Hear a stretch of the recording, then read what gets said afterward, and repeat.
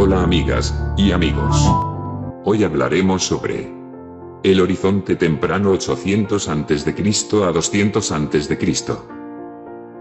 Contenido: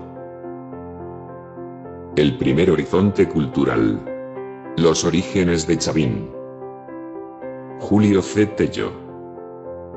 Rafael Larco Oile.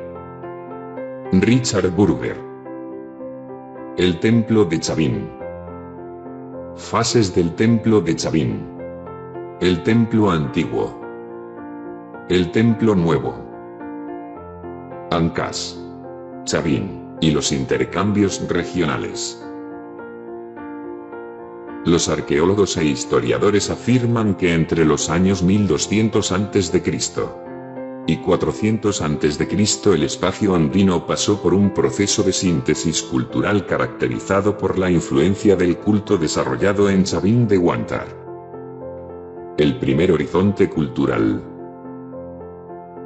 Durante este periodo, las ideas religiosas elaboradas por la élite sacerdotal de Chavín se difundieron por amplias zonas del Perú.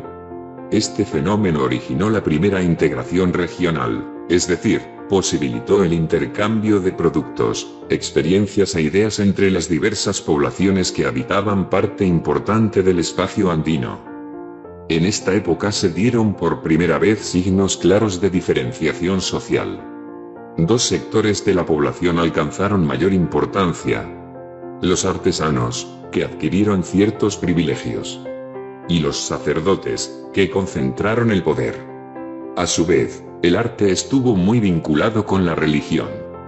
Los artesanos fabricaban pequeños objetos relacionados con el culto. Las investigaciones arqueológicas recientes han delimitado la expansión de Chavín a un espacio más específico: Ancas, Huánuco y Lima, con influencia marginal en Ica, Ayacucho y Junín. En el norte dominaron otras corrientes religiosas, más conectadas con el espacio cultural ubicado al norte del río Amazonas. Chavín adquirió importancia debido a la expansión del culto al felino, el cual congregaba periódicamente a la población en torno a grandes centros ceremoniales a los que se llevaban ofrendas. Durante el horizonte temprano, el templo de Chavín, Ancas, fue el más importante de los grandes centros ceremoniales existentes en el espacio andino. No obstante, hubo otros templos de gran importancia, como Huaca de los Reyes, La Libertad, Garagay, Lima, y Cunturuasi, Cajamarca. Los orígenes de Chavín. Existen tres principales teorías sobre el origen de Chavín. Julio C. Tello. Rafael Larco Oile. Richard Burger. Julio C. Tello, quien fue el primero en excavar el templo de Chavín, afirmaba que las imágenes de serpientes, jaguares y caimanes utilizadas en la iconografía Chavín evidenciaban su procedencia amazónica. Para Tello, Chavín fue la matriz de todas las demás culturas andinas. Rafael Larco Oile proponía que su origen provenía de la costa norcentral, pues encontró cerámica muy similar a la de Chavín en Cupisnique, La Libertad. Además, señalaba que el templo de Chavín tuvo como referente arquitectónico al recinto ceremonial de Sechín. Richard Burger señala que la influencia religiosa vino de la costa, y fue llevada a la sierra. Allí, unida a tradiciones amazónicas, fue madurando hasta crear un nuevo culto que, reelaborado y fortalecido por otras tradiciones regionales, se extendió por el Perú. Investigaciones arqueológicas contemporáneas señalan que el culto Chavín comenzó durante el período inicial, hacia el año 1500 a.C., fecha probable del inicio de la construcción del templo. Su época de mayor esplendor se data alrededor del año 750 a.C.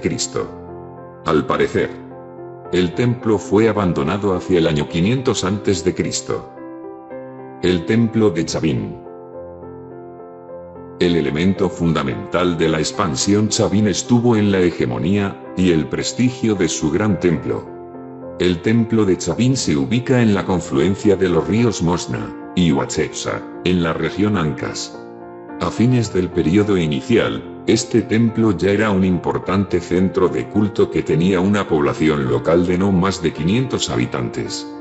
Posteriormente, la pequeña comunidad creció hasta tener unos 3000 pobladores.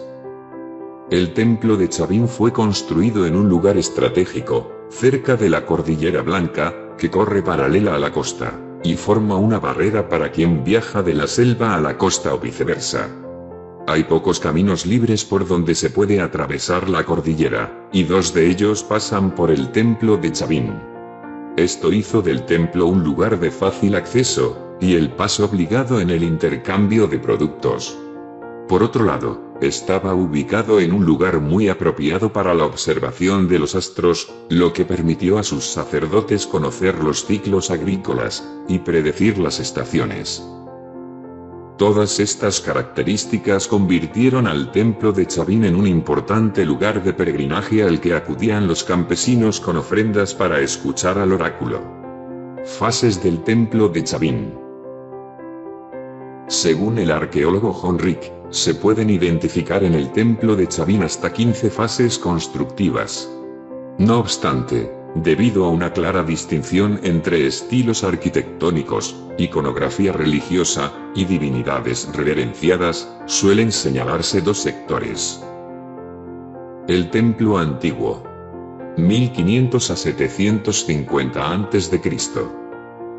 El templo nuevo. 750 al 500 a.C.